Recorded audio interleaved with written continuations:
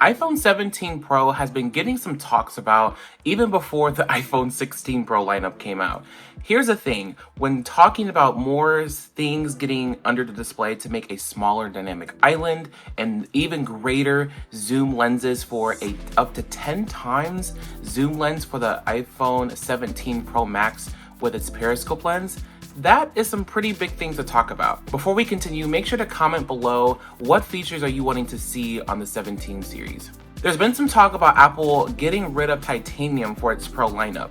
It's kind of crazy how they would cut it so short because they only released it only 2 years in its series. So it's been rumored that it's going to go back to aluminum, or it's going to have an aluminum plus titanium mixtured kind of design, so it can be even lighter than before for the Pro series.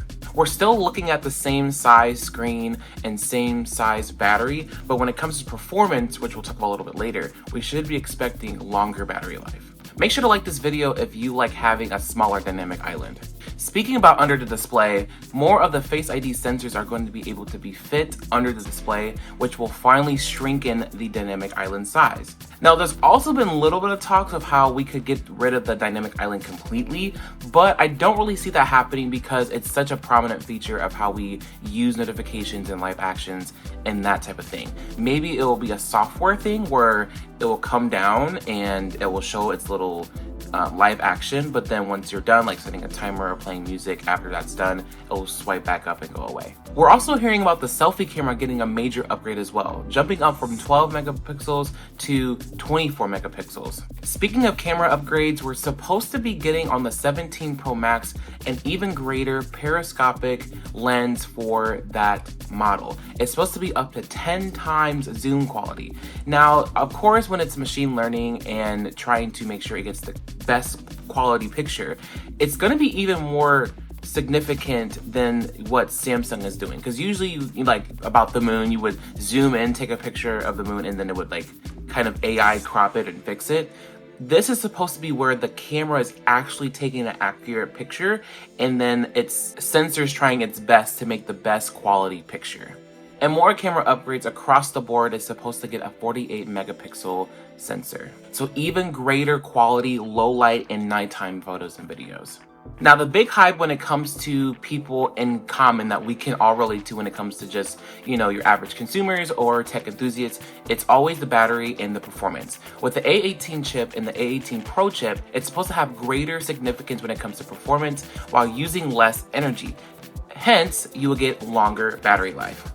It's rumored to have about at least a 10 to 15% jump for its longer battery life with the performance efficiency of the A18 and the A18 Pro chip.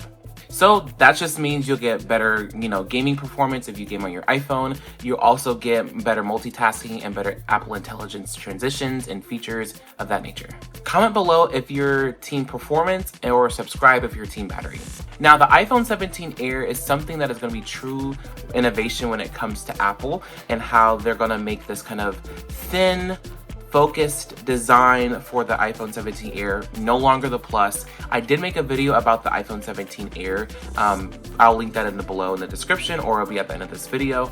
But what do you guys think about having 17, 17 Air, 17 Pro, and then Pro Max? And lastly, before I end this video, I want to shout out to all my subscribers. Thank you guys so much for subscribing and watching my videos and liking my content. The winner for the Apple gift card is Zach Bricker.